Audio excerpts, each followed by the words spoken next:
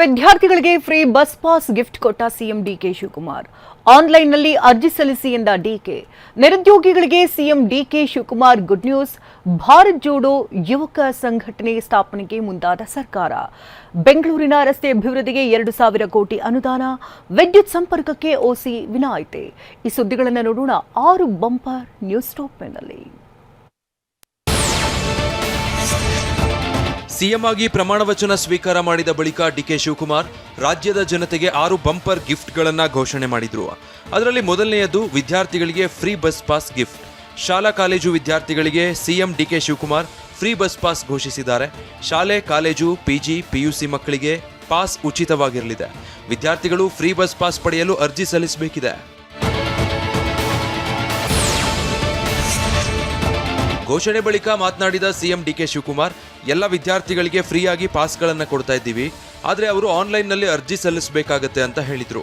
ಎಲ್ಲ ವಿದ್ಯಾರ್ಥಿಗಳು, ಯಾರೇ ಆಗಲಿ ವಿದ್ಯಾರ್ಥಿಗಳು, ಕಾಲೇಜ್ ಇರ್ಬೋದು, ಪಿ ಜಿ ಇರ್ಬೋದು, PUC ಇರ್ಬೋದು, SLC ಇರ್ಬೋದು, ಎಲ್ಲ ಪಾಸ್ಗಳನ್ನು ಏನು ನಾವು ಕೊಡ್ತಾ ಇದ್ದೇವೆ, ಅದಕ್ಕೆ ಯಾರಿಗೂ ಕೂಡ ಚಾರ್ಜ್ ಮಾಡದೆ ಫ್ರೀಯಾಗೆ ವಿದ್ಯಾರ್ಥಿಗಳಿಗೆ ಫ್ರೀ ಬಸ್ ಪಾಸನ್ನು ಕೊಡ್ತೇವೆ.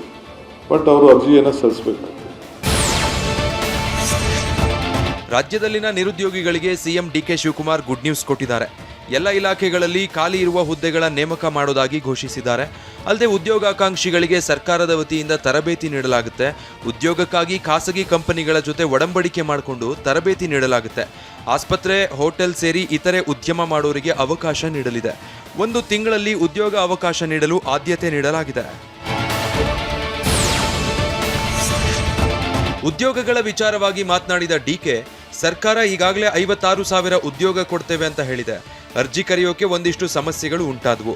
ಈಗ ಎಲ್ಲವೂ ಸರಿಯಾಗಿದೆ. ಸದ್ಯದಲ್ಲೇ ಎಲ್ಲ ಇಲಾಖೆಯವರನ್ನ ಕರೆದು ಪ್ರೊಸೆಸ್ ಶುರು ಮಾಡ್ತೀವಿ ಅಂತ ಹೇಳಿದ್ರು. ಸರ್ಕಾರ ಈಗಾಗಲೇ 56,000 ಉದ್ಯೋಗ ಕೊಡ್ತೀವಿ ಅಂತ ಅನೌನ್ಸ್ಮೆಂಟ್ ಮಾಡಿದ್ದೀವಿ. ಕರಿಬೇಕಾಯಿತು ನಾವು ಅರ್ಜಿ. ಕರೆಯೋಕ್ಕೆ ಕೆಲವು ಇಶ್ಯೂಸ್ ಮಧ್ಯೆ ಬಂತು. ಈಗ ಸೆಟ್ಲ್ ಆಗಿದೆ ಅದು. ಅದಕ್ಕೆ ಸದ್ಯದಲ್ಲೇ ಒಂದು ಕ್ಯಾಲೆಂಡರ್ ಕೂಡ ನಾವು ಯಾವತ್ತು ಕರಿತೀವಿ ಏನು ಅಂತೇಳಿ ಸದ್ಯದಲ್ಲೇ ಎಲ್ಲ ನೆಕ್ಸ್ಟ್ ಕ್ಯಾಬಿನೆಟ್ ಅಷ್ಟೊತ್ತಿಗೆ ಎಲ್ಲ ಡಿಪಾರ್ಟ್ಮೆಂಟ್ ಅವ್ರನ್ನೆಲ್ಲ ಕರೆದು ಆ ಪ್ರೋಸೆಸ್ ಯಾವ ರೀತಿ ಶುರು ಮಾಡ್ತೀರಾ, ಯಾವತ್ತು ನೀವು ನೋಟಿಫಿಕೇಷನ್ ಮಾಡ್ತೀರಾ ಅಂಥೇಳಿ ಕ್ಯಾಲೆಂಡರ್ನ ನಿಮಗೆ ರಿಲೀಸ್ ಮಾಡ್ತೀವಿ ನಾವು. ಯಾಕೆಂದರೆ ಭಾಳ ಜನ ಸ್ಟೂಡೆಂಟ್ಸು ಎಕ್ಸ್ಪೆಕ್ಟ್ ಮಾಡ್ತಾಯಿದ್ದಾರೆ. ಸೊ ಅದಕ್ಕೆಲ್ಲ ಎಷ್ಟೇ ಕೆಲಸ ಇದ್ರೂ, ಎಷ್ಟೇ ಹುದ್ದೆಗಳು ಖಾಲಿ ಇದೆ, ಅದಕ್ಕೆಲ್ಲ ಒಂದು ಕ್ಯಾಲೆಂಡರ್ನ ಅನೌನ್ಸ್ ಮಾಡಲಿಕ್ಕೆ ತೀರ್ಮಾನ ಮಾಡಿದ್ದೇವೆ. ಭಾರತ್ ಜೋಡೋ ಯುವಕರ ಸಂಘ ಸ್ಥಾಪನೆಗೆ ರಾಜ್ಯ ಸರ್ಕಾರ ಮುಂದಾಗಿದೆ. ರಾಜ್ಯಾದ್ಯಂತ 10,000 ಭಾರತ್ ಜೋಡೋ ಯುವಕರ ಸಂಘ ಸ್ಥಾಪನೆಗೆ ಗುರಿ ಹಾಕಿಕೊಳ್ಳಲಾಗಿದೆ. ಪ್ರತಿ ಪಂಚಾಯಿತಿಯಲ್ಲೂ ಸಂಘ ಸ್ಥಾಪಿಸಲಿದ್ದು, ಪ್ರತಿ ಸಂಘಕ್ಕೆ 10 ಲಕ್ಷ ಆರ್ಥಿಕ ನೆರವು ನೀಡಲಿದೆ. ಈ ಭಾರತ್ ಜೋಡೋ ಯುವಕರ ಸಂಘ 10,000 ಸಂಘಗಳನ್ನು ರಚನೆ ಮಾಡಲಿಕ್ಕೆ ತೀರ್ಮಾನವನ್ನು ಮಾಡಿದ್ದೇವೆ. ಅದಕ್ಕೆ 10 ಲಕ್ಷ ರೂಪಾಯಿ ಒಂದು ಪಂಚಾಯಿತಿಗೆ, ಒಂದು ಸಂಘಕ್ಕೆ ಕೊಡಬೇಕು ಅಂತೇಳಿ. ಅಂದರೆ ಒಂದು ಪಂಚಾಯತಿಲಿ ಒಂದು ಸಂಘ ಇರ್ತದೆ, ಅದನ್ನು ತೀರ್ಮಾನವನ್ನು ಇವತ್ತು ಮಾಡಿದ್ದೇವೆ. ಬ್ರ್ಯಾಂಡ್ ಬೆಂಗಳೂರು ಕನಸಿಟ್ಕೊಂಡಿರುವ ಸಿಎಂ ಡಿಕೆ ಶಿವಕುಮಾರ್ ಸಿದ್ದರಾಮಯ್ಯ ಸರ್ಕಾರದ ಅವಧಿಯಲ್ಲಿ ಉಸ್ತುವಾರಿ ಸಚಿವರಾಗಿ ಸಾಕಷ್ಟು ಕೆಲಸಗಳನ್ನು ಮಾಡಿದ್ರು. ಇದೀಗ ಸಿಎಂ ಆಗಿ ಪಟ್ಟ ಅಲಂಕರಿಸ್ತಾ ಇದ್ದಂತೆ ಬ್ರ್ಯಾಂಡ್ ಬೆಂಗಳೂರಿಗೆ ಮತ್ತಷ್ಟು ನೀರೆರೆದಿದ್ದಾರೆ.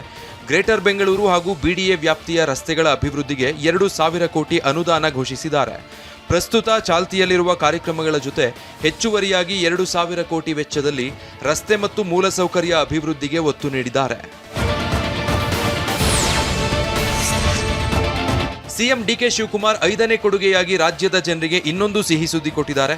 ಕೇವಲ ಬೆಂಗಳೂರಿಗಷ್ಟೇ ಸೀಮಿತವಾಗಿದ್ದ ಭೂ ಗ್ಯಾರಂಟಿ ರಾಜ್ಯಕ್ಕೂ ವಿಸ್ತರಣೆ ಮಾಡಿ ಆದೇಶ ಹೊರಡಿಸಿದ್ದಾರೆ. ಬಿ ಖಾತೆಯಿಂದ ಎ ಖಾತೆ ಯೋಜನೆ ರಾಜ್ಯಕ್ಕೆ ವಿಸ್ತರಣೆಯಾಗಿದೆ. 2,500 ಚದರ ಅಡಿವರೆಗೂ ಓಸಿ ವಿನಾಯಿತಿ ನೀಡಲಾಗಿದ್ದು, 2,500 ಚದರ ಅಡಿ ವಿಸ್ತೀರ್ಣ ಕಟ್ಟಡಕ್ಕೆ ಅರ್ಜಿ ಹಾಕಿದವರಿಗೆ ರಿಲೀಫ್ ಸಿಗ್ತಿದೆ. ಮತ್ತೊಂದು ಕೊಡುಗೆ ಏನಂದ್ರೆ ವಿದ್ಯುತ್ ಸಂಪರ್ಕಕ್ಕೆ ಓಸಿ ವಿನಾಯಿತಿ. 2,400 ಚದರ ಅಡಿ ಅಳತೆಯ ನಿವೇಶನಗಳಲ್ಲಿ ನಿರ್ಮಿಸಲಾದ ಕಟ್ಟಡಗಳಿಗೆ ಈ ವಿನಾಯಿತಿ ಅನ್ವಯ ಆಗಲಿದೆ. G2 ಅಂತಸ್ತಿನ ವಸತಿ ಕಟ್ಟಡ ಹಾಗೂ 3 ಅಂತಸ್ತಿನ ಕಟ್ಟಡಗಳಿಗೆ ಅನ್ವಯ ಆಗಲಿದೆ. ವಿದ್ಯುತ್ ಸಂಪರ್ಕಕ್ಕಾಗಿ ಮೇ 31, 2026 ಒಳಗೆ ಅರ್ಜಿ ಸಲ್ಲಿಸಿದವರಿಗೆ 1 ಬಾರಿ ಓಸಿ ಪತ್ರ ವಿನಾಯಿತಿ ಸೌಲಭ್ಯ ನೀಡುವ ಘೋಷಣೆ ಮಾಡಿದ್ದಾರೆ ಸಿಎಂ ಡಿಕೆ ಶಿವಕುಮಾರ್. ಬೆಂಗಳೂರು ನಗರದಲ್ಲೂ ಕರೆಂಟ್ ಕೊಡ್ತಾ ಇಲ್ಲ. ಯಾಕೆಂದ್ರೆ ನಾವು OC ಇಲ್ಲ, CC ಇಲ್ಲದೆ ಯಾರು ಕೊಡೋಕ್ಕಾಗಲ್ಲ ಅನ್ನೋದು ಕೂಡ ಇದೆ.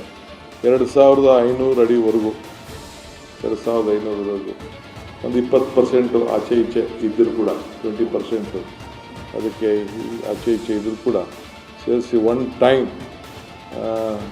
31ನೇ ತಾರೀಕು ಅಂದರೆ ಹೋದ ತಿಂಗಳು 31ನೇ ತಾರೀಕುವರೆಗೂ ಯಾರು ಕಟ್ಟಡಗಳನ್ನು ಕಟ್ಕೊಂಡಿದ್ದಾರೆ, ಅರ್ಜಿ ಹಾಕಿದ್ದಾರೆ, ಕಟ್ಕೊಂಡಿದ್ದಾರೆ ಅಂದರೆ ಈಗ ನಾನು ಅರ್ಜಿ ಹಾಕ್ಕೊಂಡು ಕಟ್ಟಿದ್ದೀನಿ ಅಂತ ಏನು ಇಲ್ಲದೆ ಅರ್ಜಿ ಹಾಕ್ಕೊಳ್ಳೋದು ಅಲ್ಲ. ಎಲ್ಲರದ್ದು ಫೋಟೋ ವಿಡಿಯೋ ಎಲ್ಲ ಮಾಡಿಸಿಸ್ತೀವಿ. ಓವರ್ ನೈಟ್ ಯಾರು ಹಂಗೆ ಮಾಡೋಕ್ಕಾಗಲ್ಲ. So they have to apply with a proper photograph, videograph, ಅದೆಲ್ಲ ನಮ್ಮ ಲೋಕಲ್ ಬಾಡೀಸ್ಗೆ ಅದಕ್ಕೆಲ್ಲ ನಾವು ತಿಳಿಸ್ತೇವೆ. ಗ್ರಾಮ ಪಂಚಾಯತಿ ಇರ್ಬೋದು, ಮುನ್ಸಿಪಾಲ್ಟಿ ಇರ್ಬೋದು, ಕಾರ್ಪೊರೇಷನ್ ಇರ್ಬೋದು, GBA ಇರ್ಬೋದು, ಎಲ್ಲೇ ಆಗಲಿ. ಸೊ ಅದಕ್ಕೆ ಒಂದು ಅವಕಾಶವನ್ನು ಮಾಡಿಕೊಡ್ಬೇಕು ಅಂತೇಳಿ ನಾವು ತೀರ್ಮಾನವನ್ನು ಮಾಡಿದ್ದೇವೆ. ರಾಜ್ಯದ ರೈತರ ಬಗ್ಗೆಯೂ ಗಮನ ಹರಿಸ್ತೇವೆ ಅಂತ ಸಿಎಂ ಡಿಕೆ ಶಿವಕುಮಾರ್ ಹೇಳಿದ್ರು. ರೈತರ ಬಗ್ಗೆ ಕೆಲ ಕಾರ್ಯಕ್ರಮಗಳನ್ನ ಮಾಡ್ತೀವಿ, ಏಕಾಏಕಿ ತೀರ್ಮಾನಗಳನ್ನ ತೆಗೆದುಕೊಳ್ಳೋದಕ್ಕಾಗಲ್ಲ. ರೈತರ ಸಮಸ್ಯೆಗಳಿಗೆ ನಮ್ಮ ಮೊದಲ ಆದ್ಯತೆ ಇಟ್ಕೊಂಡಿದ್ದೀವಿ.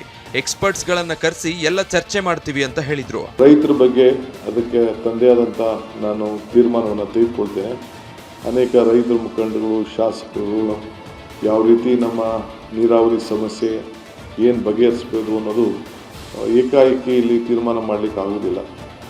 ಸೊ ಎಲ್ಲರೂ ಕೂಡ ಎಕ್ಸ್ಪರ್ಟ್ಸ್ನೆಲ್ಲ ಕರೆದು ಚರ್ಚೆ ಮಾಡಬೇಕಾಗಿದೆ. ಏನಾದ್ರು ಒಂದು ಮಾತು ಕೊಟ್ಟರೆ ಮಾತನ್ನು ಉಳಿಸ್ಕೊಳ್ಬೇಕಾಗ್ತದೆ.